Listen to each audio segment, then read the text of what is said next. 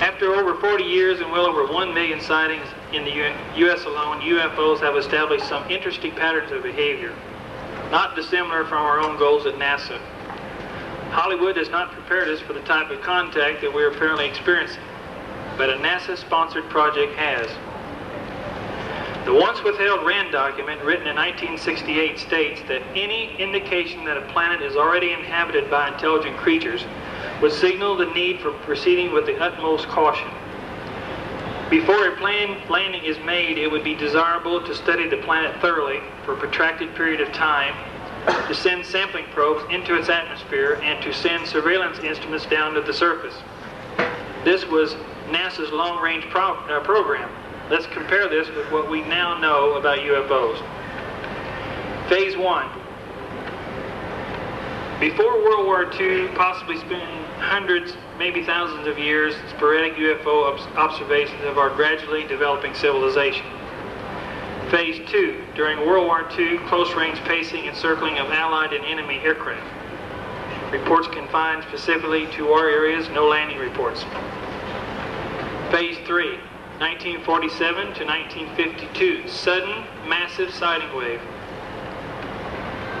A flying disc in 1947, many observed in broad daylight, and the Roswell crash. Later on, 1948, many reports of fireballs in the southwest region of the U.S., along with other good UFO sightings. The Rand document continues. Contacts with alien intelligence should be made most circumspectly, not only as assurance against unknown factors, but also to avoid any disruptive effects on the local population, produced by encountering a vastly different cultural system, cultural shock. After prolonged study, a decision would have to be made whether to make overt contact or to depart without giving the inhabitants any evidence of the visitation. The evidence. Phase 4, 1952 to 1957. Massive global surveys, apparent buildup of massive information, military, industrial, and general. Several reports of non-contact type landings. Phase 5, 1957 to 1964. This phase, like so many others, identified with a sudden sharp increase in sightings, began in 1957 with a sudden brief outbreak of verified landings, close approaches, after the successful launching of man's first artificial satellite. Phase 6, 1958 to 1964. General surveillance maintained, occasional increases, very few landings. Phase 7, 1964 to 1973. Verified landings and steady increases in close approaches to cars on highways, inhabited sections, and rural areas. The abduction syndrome starts to surface. Phase 8, 1973 to 1974. Massive global sighting wave with close encounters. Many reports of humanoids observed. Phase 9, which is really 1975 to date. Though difficult to isolate as a phase, this period began with a lull in sighting activity, increasing again with several good abduction cases beginning in 1983. All during these periods of varied and escalating activity, from World War II on, there have been many hidden abductions, what we refer to as the covert contact phase, details of which have surfaced through the use of regressive hypnosis. The following has been based on recently acquired military documents and research by MUFON. It also includes a synopsis of older phase studies by NICAP and an interesting outline by Jim McCampbell, who's our Director of Research. The Air Force Project Grudge report of December 49, Technical Report 102 AC 49/15-100, reference 9, concluded on the basis of intelligence reports of UFOs that the objects were of three basic types. Number 1, the most numerous reports indicate daytime observations of metallic disc-like objects, roughly in diameter 10 times their thickness. 2, rocket-like objects. 3, sharply defined luminous objects appearing as lights at night. Reliable reports, authenticated photos, and motion pictures indicate that genuine UFOs, about 20% of the total reported database, can be divided into actually 5 basic physical shapes and sizes. Probes, small, standard, large, and carriers. Even though close encounters are more numerous now than in the early years, most of these cases occur at night and reported by the civilian public. A major portion of the early data, 1947 to 57, consists of daylight sightings reported by military personnel. Therefore, the data for this shape study is not new, it's very accurate and very important in this study. Other shapes have been reported in such rare appearances. One of these is a V-shaped object. Another is a triangle, sometimes black with running lights.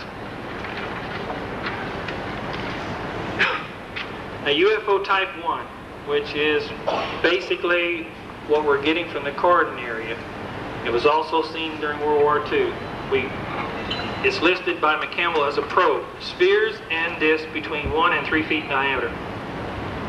Period, World War II, Foo Fighters, 1948, green fireballs in the southwest, and some isolated cases to date, such as Dale, Indiana, 1964, the Corden area.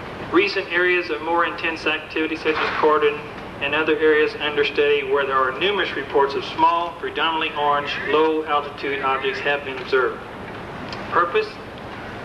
According to McCampbell's theory, almost certainly sensing devices either program or remotely controlled. The kind of measurements they take or make can only be guessed. Flight characteristics: they have been seen to emerge from standard craft, fly around for extended periods, then return for pickup. Small, or Type 2 Earth Excursion Module, small. Three principal types eventually belong to this group. An egg-shaped machine about 6 to 8 feet long that flies with its long axis vertical. Excuse me, I got the wrong one.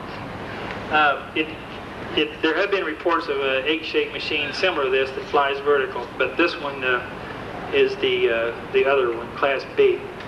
The one that flies vertical with its long axis vertical, comparable in size to a compact sedan. B, an elongated cylinder without external appendages that flies in the direction of its axis, comparable in size to the body of a jet fighter. And C, a spherical object about 15 feet in diameter. D, scattered reports of triangles, sometimes black, flying wings, and objects approximating the description of current stealth aircraft which can hover or fly at low altitude without any discernible noise. A Type 2A has a period of from 1957 on with other isolated cases prior. The Type 2B, World War II, isolated cases. After that, sporadic cases throughout reported UFO history. 2C, commonly reported throughout the entire period. Purpose? Class of small, apparently manned vehicles used for landings, most probably short-range recon or scout craft. A good example of that would be similar to our lunar excursion module. Flight characteristics: generally no sound reported except on close encounters under 1,000 feet, or under 500 feet, when a hum or buzzing sound is sometimes reported. No visible means of propulsion, capable of hovering, taking off at extreme high speed from a dead start. UFO Type 3, standard craft. This group, accounting for about half of the sightings, is dominated by the basic disc with numerous variations. Most common size reported is about 25 to 35 feet in diameter. Period, especially apparent from 1947 to 1952. Purpose, apparently unmanned, with the exception of the one on the bottom, apparently unmanned. This craft violated airspace around the world, probably safely testing our defenses. More complicated unmanned missions could be completed with this type of craft as compared to the Type 1, part of systematic world survey. Flight characteristics: extremely maneuverable and extremely fast. These objects easily outdistance any interceptors that were scrambled. Several reports are on record of them being fired upon without any damage due primarily to their high maneuverability. Type 4, large. Several different types. Most frequently reported is a disc about 100 feet in diameter. An even larger one, several stories tall inside, probably has a diameter between 250 to 300 feet. A large cigar-shaped craft could also be included here. Not the mothership type, but the smaller cigar. Period 1952 to date. The artist's conception of this appeared in an Air Force Manual 200-3, a classified document indicating a dome disk was now being observed. The sudden appearance in 1952 seemed to indicate a new phase in the UFO operations. Purpose? From the size and description of the structured dome, this craft is almost probably manned. Purpose appears to have been the manned counterpart of a massive world survey, if based on our standards. The Type 3 was phased out at this point, at least in frequency. Government documents showed definite concern and a change in policy of handling of reports at the same time. Flight characteristics, although not as maneuverable as the other types, these objects still outdistance our best fighter jets. Landings have been reported. This craft usually not seen in numbers. This could very well be a long-range craft, interplanetary or interstellar. Its structure, design, or speed may require the use of a Type 5 for space or hyperspace travel. Type 5, carrier. Seen only at very high altitudes, is a giant tubular or cigar-shaped machine that is probably twice as large as an aircraft carrier and perhaps as much as a mile in length. Smaller craft have been seen in its vicinity and observed to merge and discharge from it in large numbers. Now this is not an actual photograph. This is something the skeptic would jump on. This is the Adamski craft. Probably is a fake, but it nevertheless graphically describes what a Type 5 appears to look like. Period, rare but reported throughout UFO history, particularly 1947 to date, and usually has something to do with massive sighting waves. Purpose, mothership, apparently capable of interplanetary, interstellar, intergalactic, who knows, or time travel, we can only guess at that. Flight characteristics, several reports of Type 5s being low enough to be detected on radar, dispersing and receiving smaller craft, departure at very high speed in several cases, one in the Gulf of Mexico at 9,000 miles per hour, indicating flexibility in range. This craft may simply dematerialize in one place and materialize at another rather than using hyperspace drive. This is all very speculative. There was a time when our proof of UFO existence was only distant sightings by military people, occasionally detected on radar. For this latter group, we believe that it was only natural for radar to pick up something real. But the passage of time has shown that the majority of reports do not involve radar painting, at least as far as we can tell. Suffice it to say that many good UFO cases apparently did not produce a radar blip on someone's radar screen.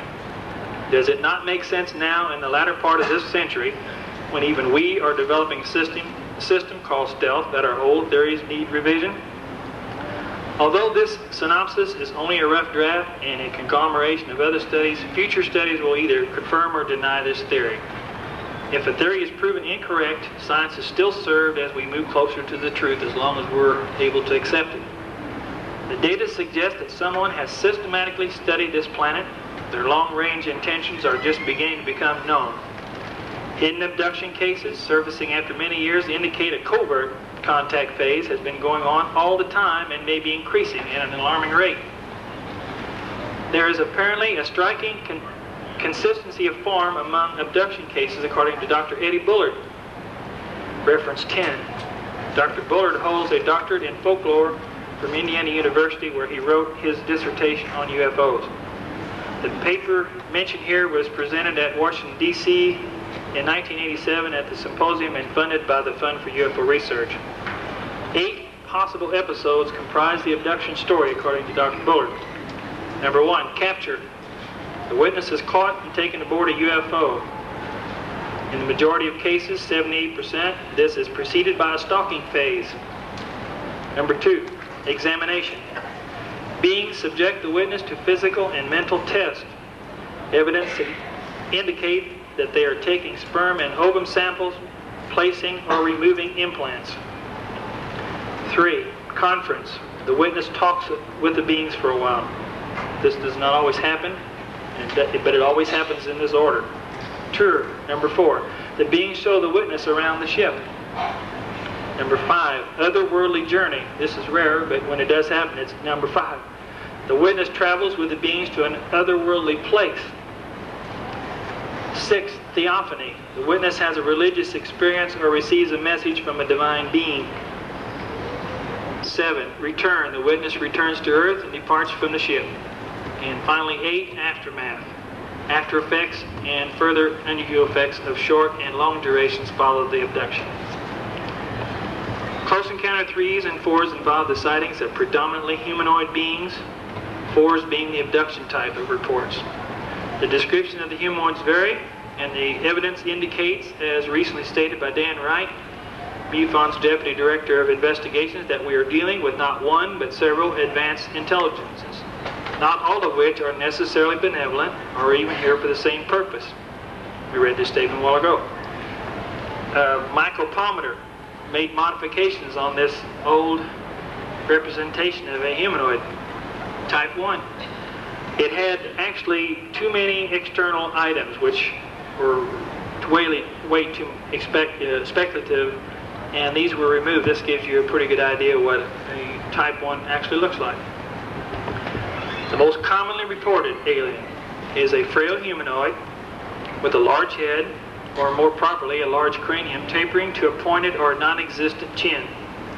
The head and body are entirely hairless, ears practically non-existent, the nose merely nostril holes, the mouth only a hole or slit without lips. By contrast, the eyes are enormous and compelling. They seldom or never blink and sometimes extend around the head. The Bullard report continues. A gray, pallid, or ashen skin color lends these beings an unhealthy appearance and causes some witnesses to compare the skin with fungus. Unquote. The arms are generally longer in comparison to humans, and for torso size, and the hands may possess 3 or 4 digits or fingers. Carl Sagan, the famous astronomer who doesn't believe in UFOs, has stated many times that a superintelligent race wouldn't find this region of the galaxy very interesting.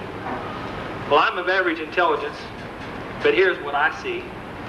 A beautiful planet Earth, teeming with life and 3/4 water.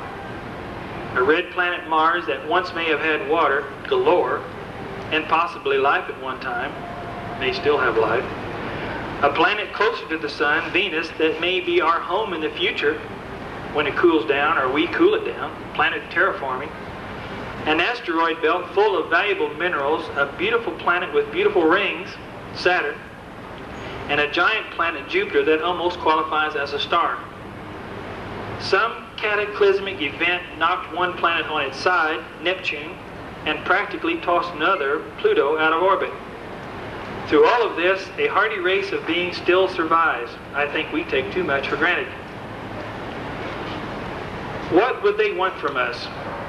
The Savant case and many other abduction cases indicates that some type of exchange is taking place. We have something you need, and you have something we need, is what we were told in the Savant case.